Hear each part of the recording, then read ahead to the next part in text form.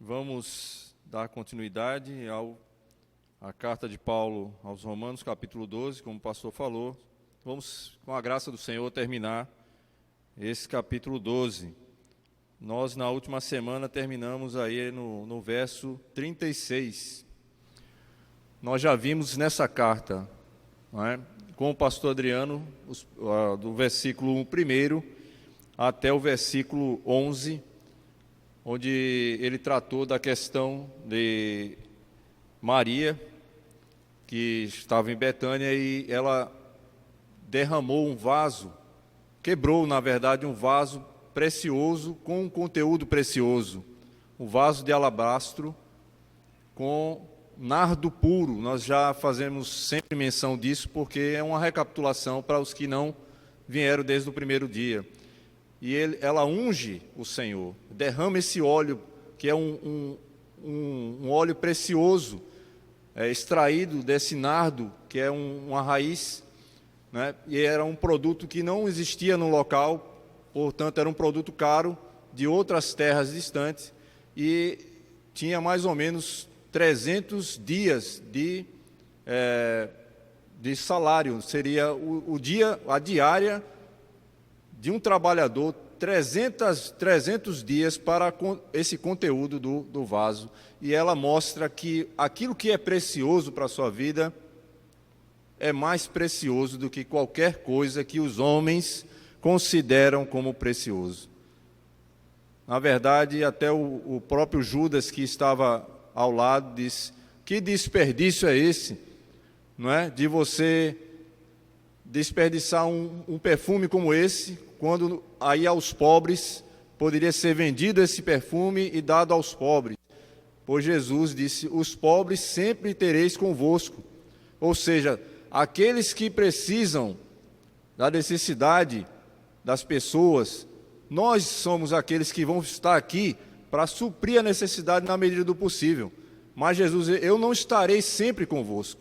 Então ela fez aquilo que realmente Jesus merecia, que é a primazia da nossa vida, irmãos. É o primeiro lugar das nossas vidas. Ela fez isso. Então, depois desse acontecimento, vem a entrada de Jesus em Jerusalém. Estava sendo essa preparação para que ele entrasse em Jerusalém como rei. Mas o rei que viria de uma forma que ninguém esperava. Pelo menos, como a Escritura detalha, eles não conseguiram ver Jesus, não todas as pessoas, mas boa parte deles esperavam um Messias, um Salvador, para que eles resolvessem mais uma vez os problemas internos do seu país. Ou seja, um governante político que viesse dar uma solução para aqui e agora.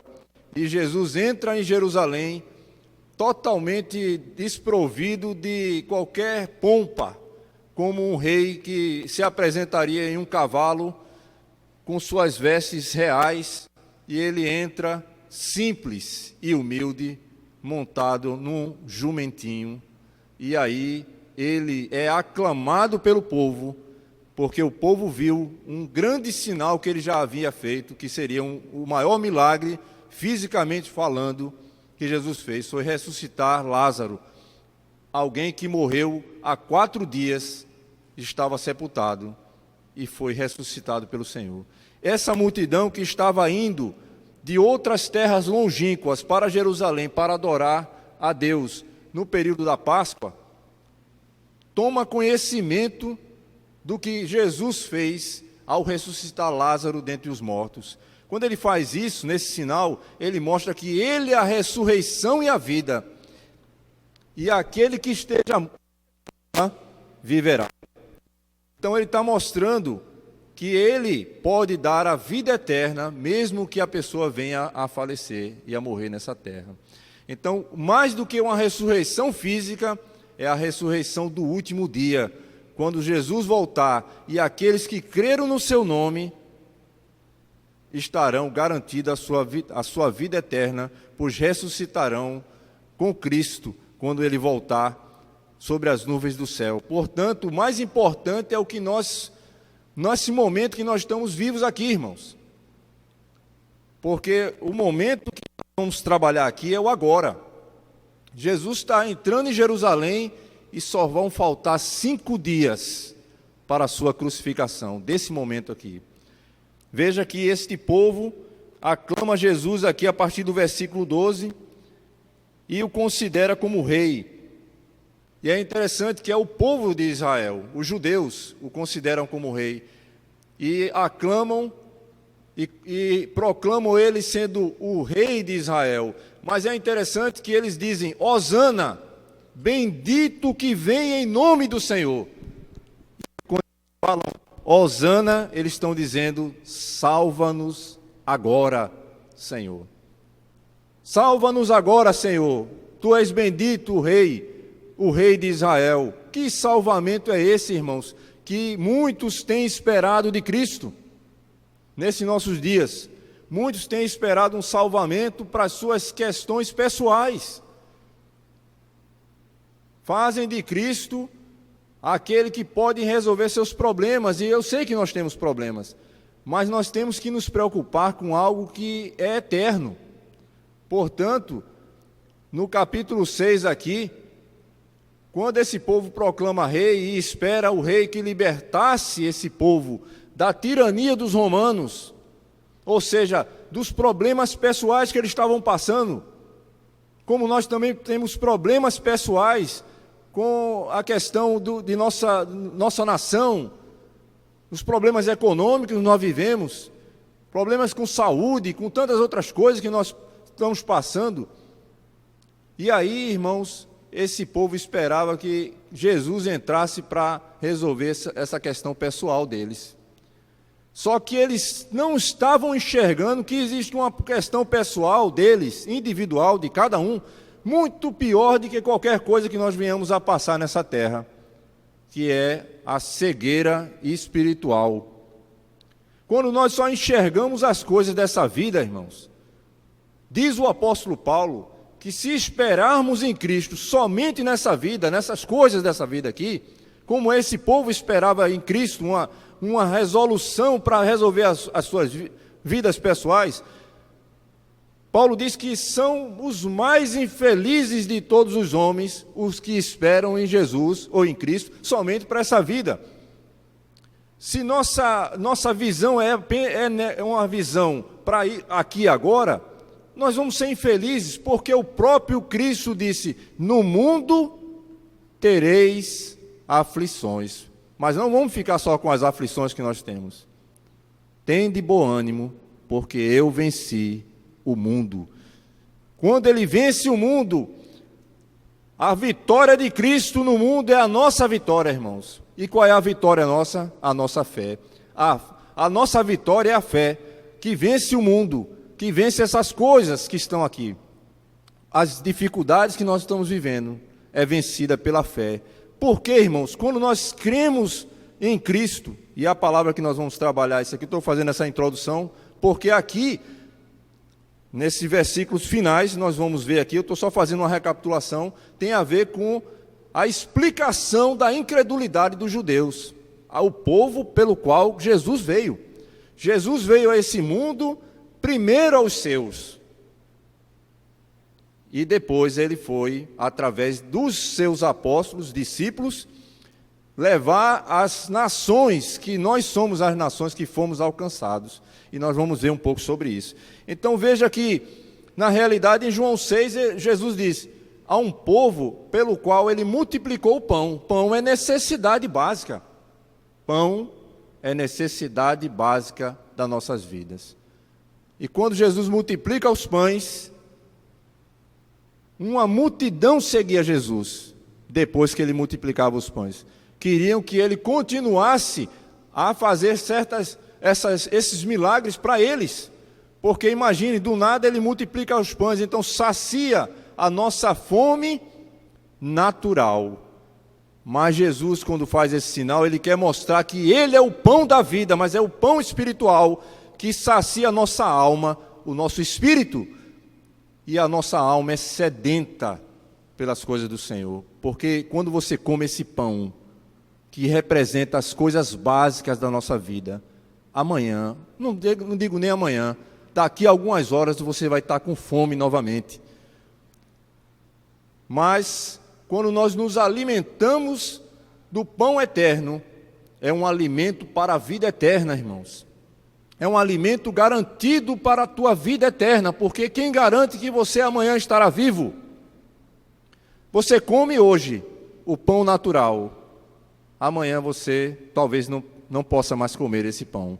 Mas, se você se alimentar do pão do céu, que desceu do céu, o pão vivo, o pão de Deus, que é Jesus Cristo vindo ao mundo e dando a sua própria vida para que nós possamos nos alimentar espiritualmente e ter a vida eterna, aí sim, nós estaremos plenamente saciados na nossa fome espiritual.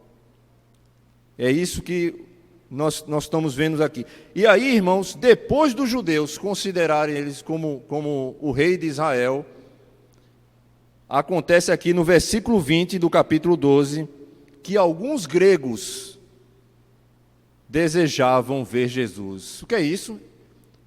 Entra aqui outro povo que não era judeu, ou seja, de outras nações. Provavelmente aqui são pessoas de língua grega que ou eram tementes a Deus, porque eles criam no Deus de Israel e vinham à festa a Jerusalém, ou eram prosélitos, que seria isso? São pessoas que participavam do judaísmo, mas eles não eram circuncidados, ou seja, eles não aderiram totalmente, eles eram o que se considera alguns hoje amigos do Evangelho. São pessoas que estão sempre próximo do Evangelho, mas nunca se decidiram verdadeiramente para o Evangelho ainda. Eles estavam apenas ali, próximo às coisas de Deus. E esses aqui, ao saberem que Cristo ressuscitou a Lázaro, queriam também conhecer a Jesus. E é interessante que nessa situação aqui, irmãos, que está acontecendo, os discípulos tiveram contato com esses gregos. Eles foram até Felipe, e Felipe comunicou juntamente com André, seu companheiro, e foram a Jesus comunicar que os gregos queriam ter com ele, queriam se encontrar com Jesus. E a resposta de Jesus está no verso 23, dizendo assim: respondeu-lhe Jesus, é chegada a hora de ser glorificado o Filho do Homem. Veja, o que deve ter passado na cabeça de Felipe e André nesse momento, quando Jesus disse, bom, é a hora do Filho do Homem ser glorificado. O que é o Filho do Homem? O Messias esperado em Israel ser glorificado. Aí ele pensa, primeiro o povo com ramos de palmeira aclamando a Jesus como rei, o rei de Israel. E agora os gregos, os de outras nações também querem ver Jesus. E a resposta de Jesus é, a hora é essa agora de ser glorificado, o Filho do Homem? Imagine, eles, pronto. Então o cenário está montado. Jesus agora vai destruir o Império Romano, nós vamos reinar aqui nessa terra, haverá paz, porque ele é o Messias, e ele será glorificado, tanto entre o povo judeu, como também os gentios, os povos de outras nações. Está fechado. Eu imagino que deve ter passado isso na cabeça deles. O texto não diz, mas imagino isso, né? Porque Jesus fala isso. Agora, o interessante é que a glória de Jesus, nesse momento, é totalmente contrária ao pensamento mundano, ou seja, do mundo. Porque glória para o mundo é você estar no ápice, ser louvado, ser engrandecido, e Jesus entra de uma forma totalmente contrária à expectativa do povo. Ao invés de ele estar como o rei que vai quebrar todo o Império Romano para ele instituir o seu reino, ele vai quebrar o império das trevas. Ele não está indo para a cruz, para este reino desse mundo. Ele está indo para estabelecer o início do reino eterno, do reino de Deus. Então veja, na verdade o que Paulo diz em Colossenses, no capítulo 3, se eu não me engano, é o 2, se eu não estou lembrado assim. Ele vos transportou de um império de trevas para o reino do seu Filho amado. Então, Cristo nos transportou do império de trevas. Quando ele faz isso, quando ele vai para a cruz, irmãos, quando ele entra humildemente como servo, Colossenses 1:13. Obrigado, pastor. Então, na realidade, ele fez isso. Enquanto as pessoas esperavam em Cristo para agora, ele estava entrando em Jerusalém como o rei que vai nos libertar do poder e do império das trevas, para nos transportar para o seu reino. E o que quer dizer isso, irmãos? Quer dizer que eu e você éramos escravos das trevas, quando nós só obedecíamos à nossa própria vontade e à vontade das trevas. Ou seja, o que é isso? Porque Deus é luz, e se eu não estou na luz, eu estou nas trevas. Não existe outra condição. Se você não está na luz, você está nas trevas. Nós estamos aqui debaixo da luz. Se nós estivermos lá fora e não tiver iluminação lá fora, estamos em trevas. Então, quem está em trevas não conhece para onde vai, não tem ciência de nada. Mas ele nos tirou desse império e nos colocou no reino da luz. Veja, esse era o propósito, vocês não entenderam isso. Não entenderam. Ainda estava sendo revelado essa questão. Então, meu irmão, veja que essa questão de Jesus passa pela questão da humilhação. Quer dizer isso? Ele se humilhou. Ele entrou no jumentinho, ele entrou desprovido de glória. E ele disse, é a hora de ser glorificado, ele vai glorificar ao Pai que está no céu, entregando a sua própria vida. Aí ele vai mostrar aqui, irmãos, que da mesma forma que Jesus entrou em Jerusalém humilde, e ele mostra que a glória dele não é a glória dos homens, mas é a do Pai, e ele vai para a cruz. Aqui em seguida, no verso 25, veja, ele vai mostrar que ele vai dar a vida. No verso 24, ele vai mostrar que o grão caindo na terra, o grão de trigo, quando cai na terra, ele tem que morrer para germinar. Se ele cai na terra e ele não morre, não nasce a semente, e ele não pode dar fruto. Ele está dizendo que é ele. Se ele não morrer, ele não vai poder gerar frutos de novas vidas que seguem a Jesus. Então ele é o primeiro. Aí ele diz no verso 26, se alguém me serve, veja, aliás 25, quem ama a sua vida, perde-a, mas aquele que odeia a sua vida neste mundo, preservá-la-á para a vida eterna. Olha só. O que ele está mostrando com isso? Preste atenção, irmãos. Nós temos um tempo de vida nessa terra. Qualquer um. Temos um tempo de vida aqui. E enquanto nós estamos respirando, é o tempo de nós nos colocarmos diante do Senhor. E ele está mostrando, aqueles que estão querendo preservar a sua própria vida, vai chegar o dia da sua morte. De todo jeito ele vai morrer. Que adianta para o homem ganhar o mundo todo, o inteiro, e no final das contas ele vai perder a sua alma, porque não vamos levar nada desta vida. Nem nós trazemos nada quando nascemos, nem levaremos quando nós morremos, porque as coisas daqui ficam aqui.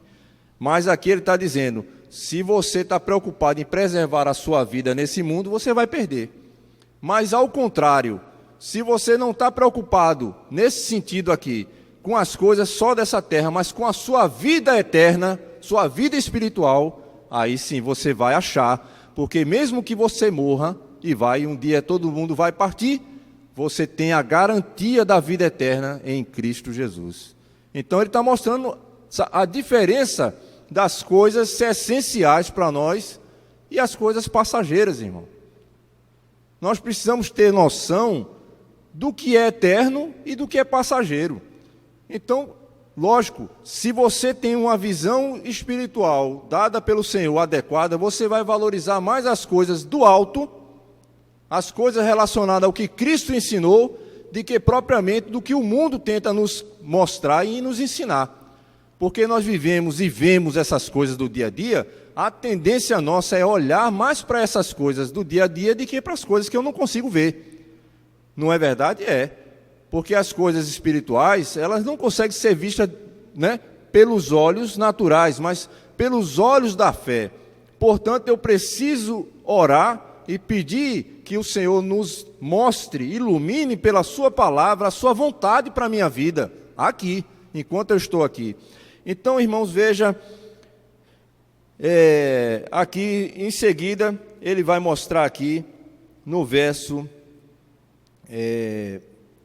28, dizendo: Pai, glorifica o teu nome. Então veio uma voz do céu: eu já o glorifiquei e ainda o glorificarei.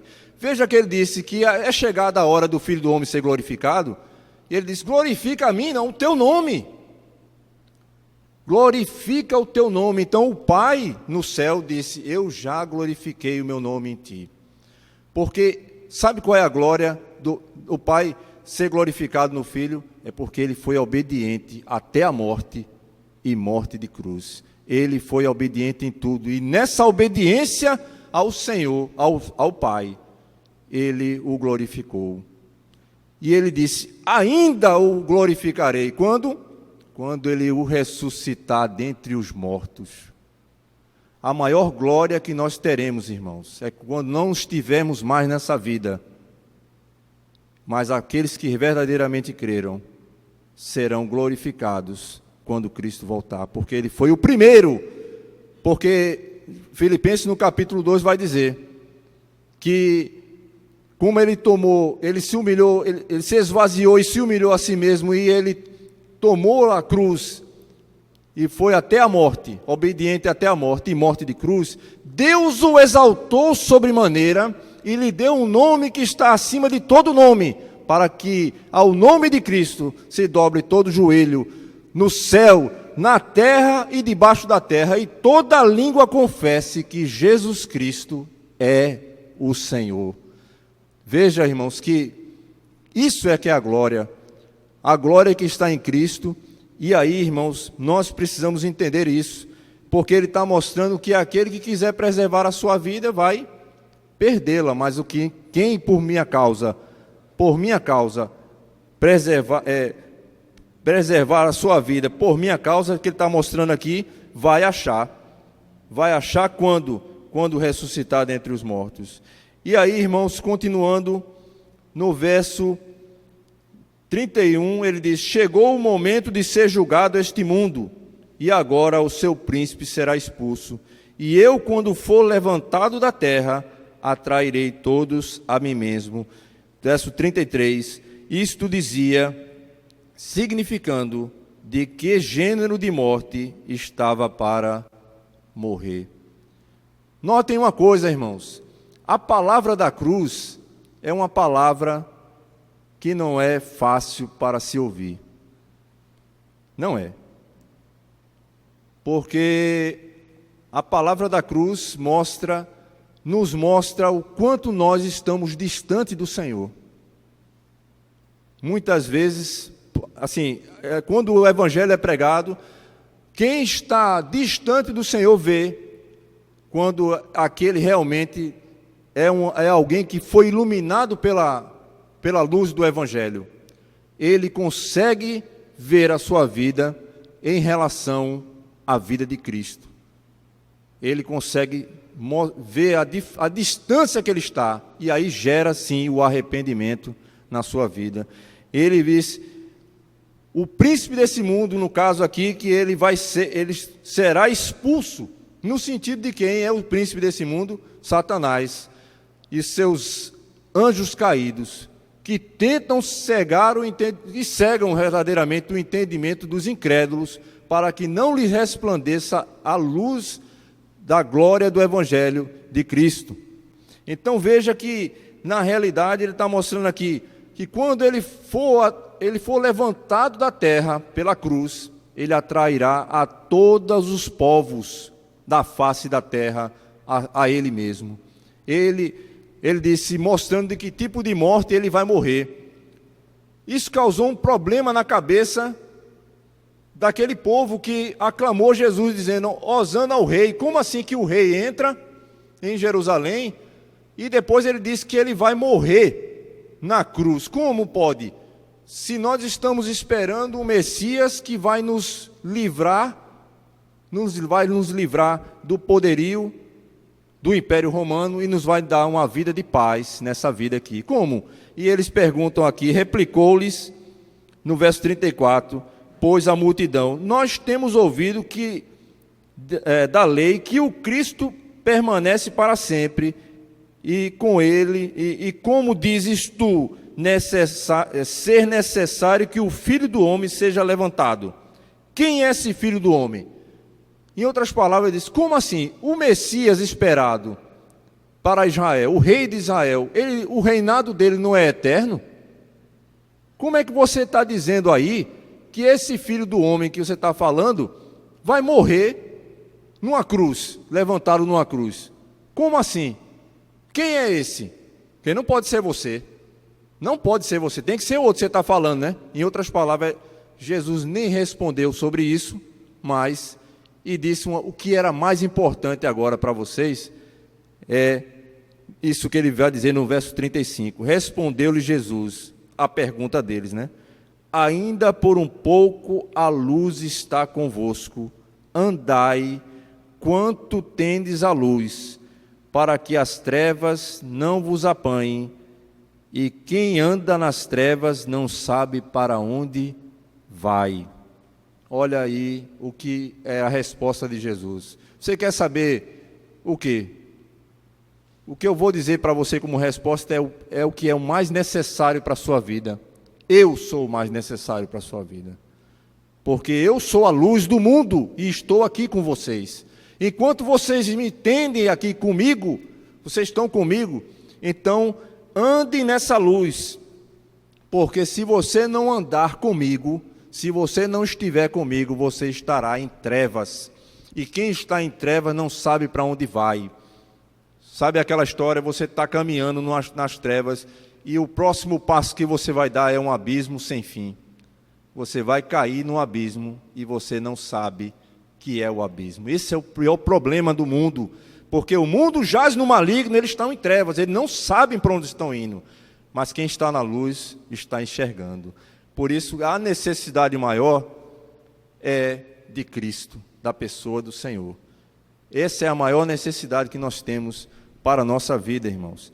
E aqui, então, ele vai seguindo e vamos vendo aqui que, no verso 33, 36, enquanto tendes luz, crede na luz, para que vos torneis filhos da luz. Jesus disse estas coisas e, retirando-se, ocultou-se deles. Porque o que é mais importante, ele disse, vocês precisam se tornar filhos da luz. Como? Crendo em mim. E crer não é apenas eu acredito. Eu acredito. Porque a palavra aqui, crer, você quando diz eu creio, você deposita toda a sua confiança naquela pessoa, ou um objeto, seja lá o que for, mas no caso aqui que ele está dizendo, vocês têm que crer em mim, é você se lançar e segurar em mim, e confiar em mim de todo o coração, e entregar a sua vida plenamente a mim, porque se você não fizer isso, você não terá certeza da sua salvação. Isto é a coisa mais importante, por isso ele se retira de Jesus, ele vai embora.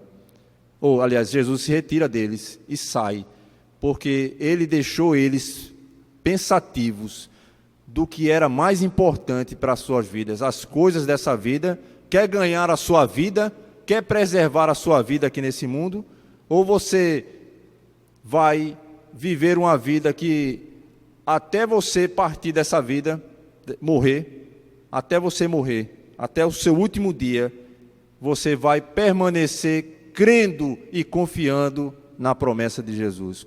Quantas doenças vieram no mundo todo, e guerras, e terremotos, e fome. Se você ler Mateus 24, você vai ver que isso é apenas o princípio das dores.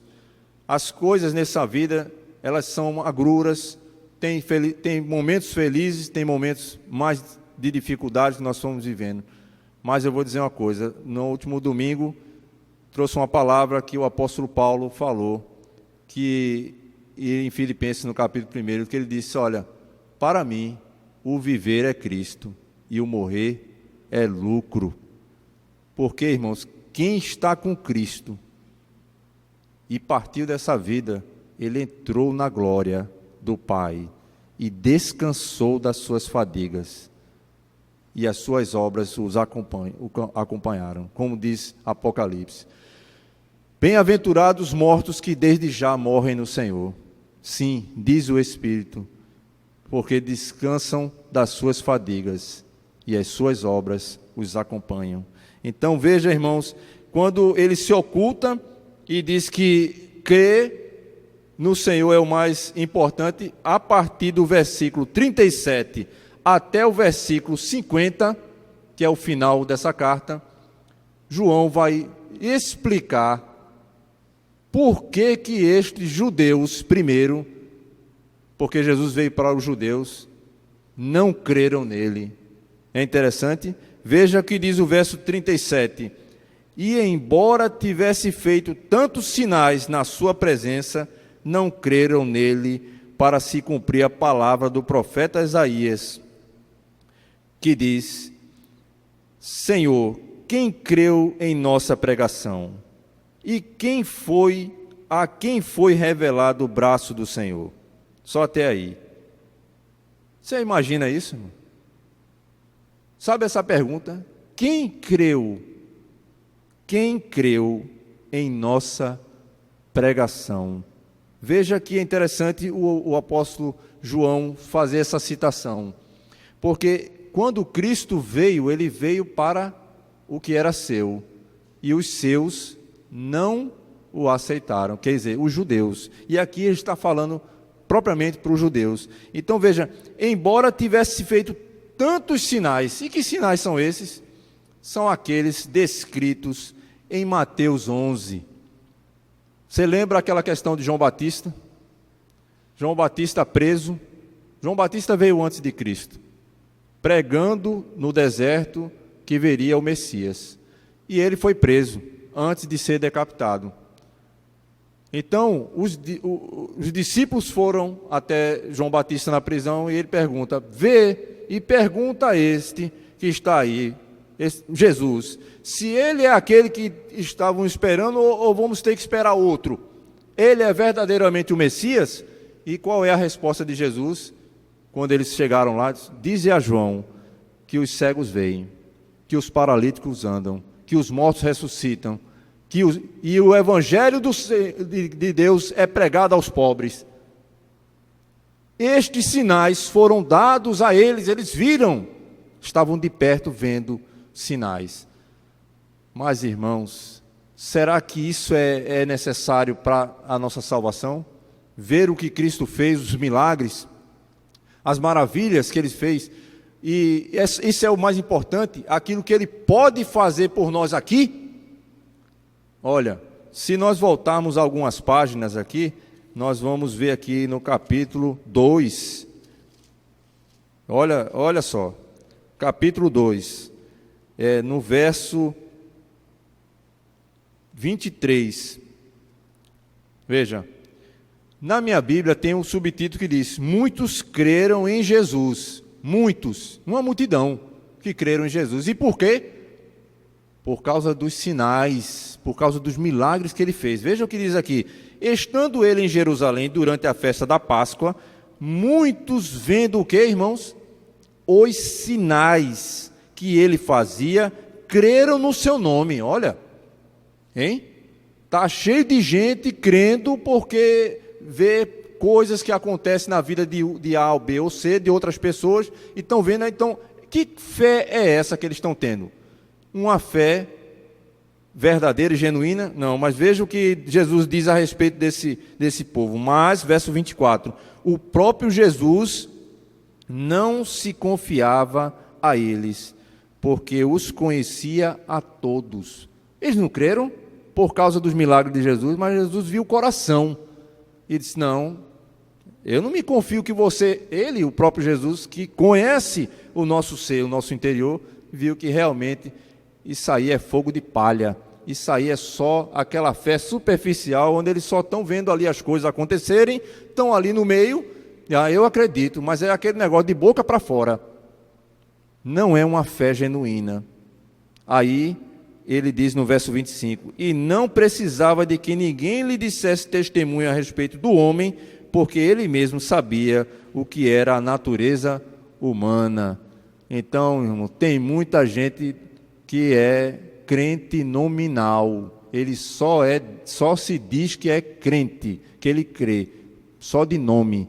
E muitas vezes Jesus disse: este povo me honra com os seus lábios, mas o seu coração está distante de mim. Então, irmãos, voltando aqui, veja que nessa situação aqui do verso 37 até o versículo 39, aliás, o verso 38, nós vemos que isso tem a ver com a questão da incredulidade dos judeus em primeira instância. Então, no verso 39, João vai dizer o motivo pelo qual eles não criam. Aí é onde a questão é séria, viu, irmãos? E nós vamos ver a comparação entre a nossa vida e esse povo.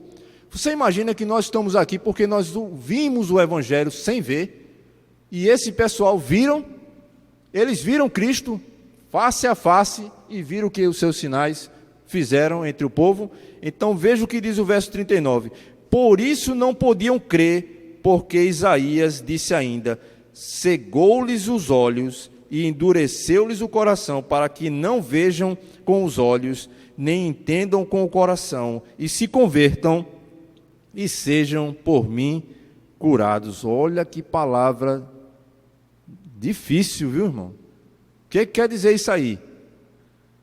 Nós vamos entender melhor essa questão à luz de Romanos capítulo 10. Vamos ler um pouco desse texto aqui, deixa aqui marcado, Romanos, verso 10, 16. Olha só, vamos só ler aqui para vocês verem por que o apóstolo João está citando Isaías, capítulo 53, e também o capítulo 6, verso 10. Por que ele está citando isso com relação ao povo de Israel? Veja aí, Romanos 16, é importante nós vermos isso, Romanos 16, Romanos 10, 16.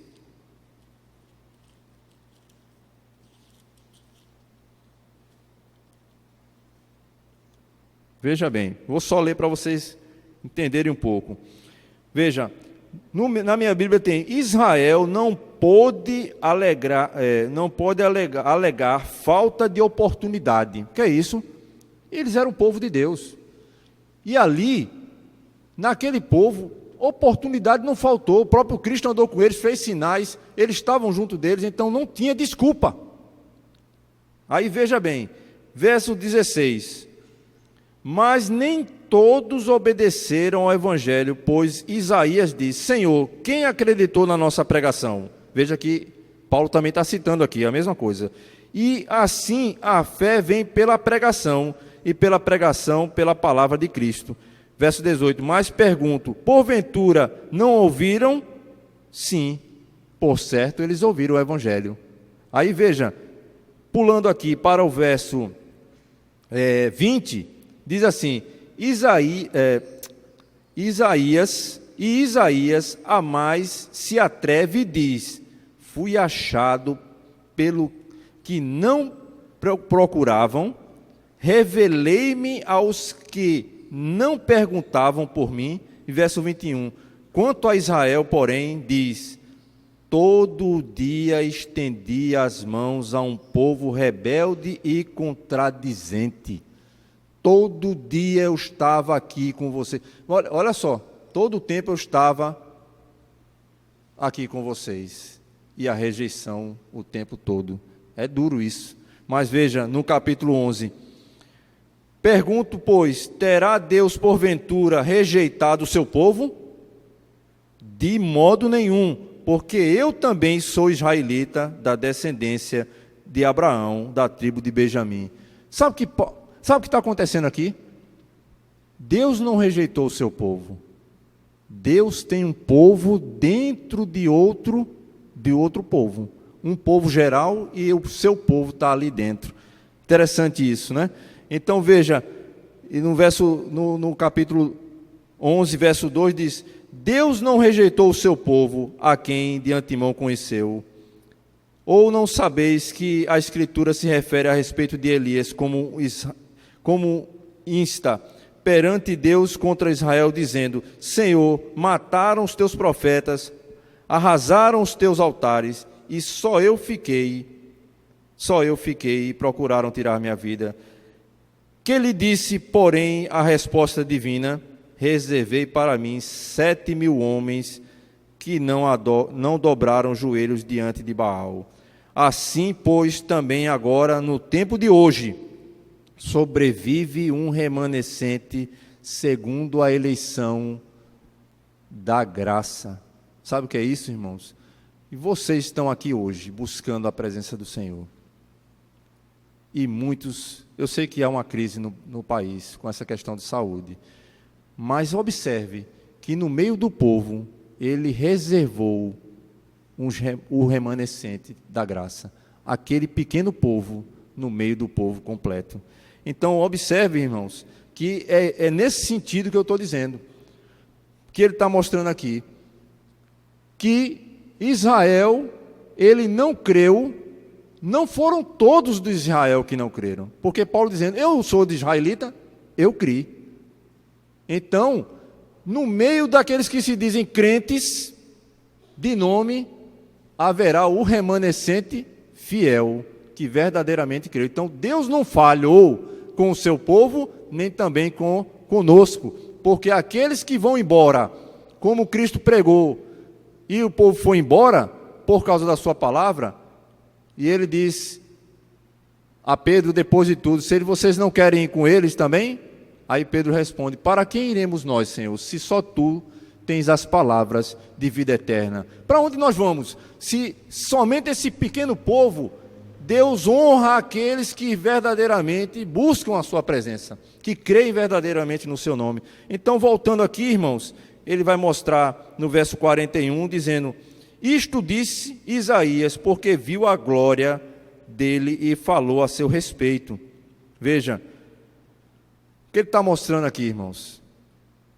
Isaías viu Cristo, porque antes de Cristo vir encarnado, ele estava na Trindade Santa, e ele teve essa visão de Cristo glorificado, e ele disse: ai de mim, que sou um homem impuro, de lábios impuros, no meio de uma geração impura. E quando Isaías vê isso, Jesus diz: a quem enviarei? Ele, para pregar a palavra, ele diz: eis-me aqui, envia-me a mim. E então ele disse: você vai pregar e ninguém vai ouvir.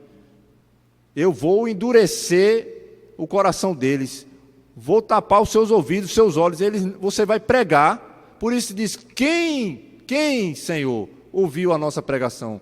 Você sabe que às vezes você prega o evangelho e não funciona. Que aí entra aqui e sai aqui, e as pessoas têm comichão no ouvido. Quando você vai pregar a palavra, verdadeiramente a palavra, as pessoas não querem, porque eles estão com outros anseios que não de Cristo. Quando eles não querem Cristo, eles querem o que Cristo pode fazer por eles. Eles querem fazer como Cristo fosse um gênio da lâmpada.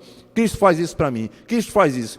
Só que na verdade Cristo é o Senhor, e nós somos os servos, irmãos. Nós estamos para servi-lo. Não podemos fazer do nosso Senhor um servo, porque ele já foi servo quando ele se humilhou. Agora ele está glorificado nos céus, e nós estamos na terra o servindo. Nós temos que fazer, porque quando ele estava aqui, ele lavou os pés do discípulo e disse: fazei de igual modo Esse é o exemplo que eu dou para vocês aqui nessa terra. Quando ele subiu no céu, ele virá como um rei, e virá como rei de justiça para julgar nessa terra quando ele virá, na segunda vinda. E nós estamos aqui aguardando, irmãos. Preste atenção nisso. No verso, então, você vê que em seguida, nessas questões finais, nós vamos ver um outro tipo de gente. Verso 42. Esse pessoal não creram nada, né, nos sinais, mas no 42 diz assim: contudo, muitos dentre as próprias autoridades creram nele, mas por causa dos fariseus não o confessavam, para não serem expulsos da sinagoga, porque amaram mais a glória dos homens do que a glória de Deus. Olha aí o problema.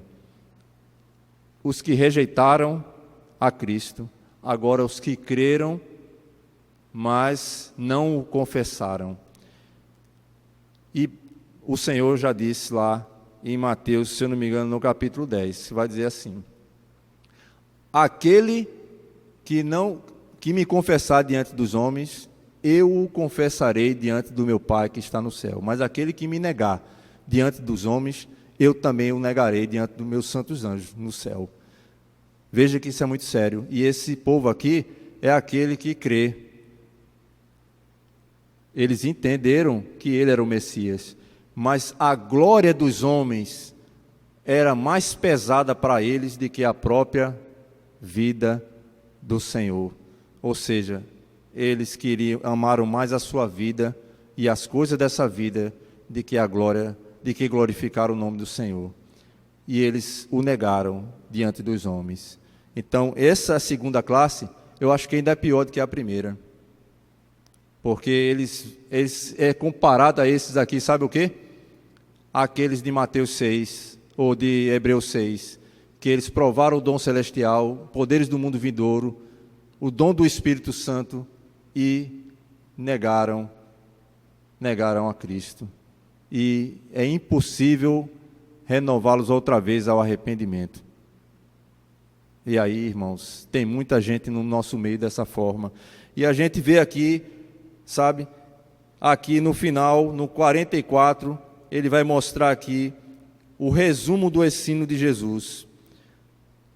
Jesus clamou, ele gritou no meio do povo agora, dizendo assim, e Jesus clamou, dizendo: quem crê em mim, não em mim, mas naquele que me enviou, e quem me vê a mim, vê aquele que me enviou.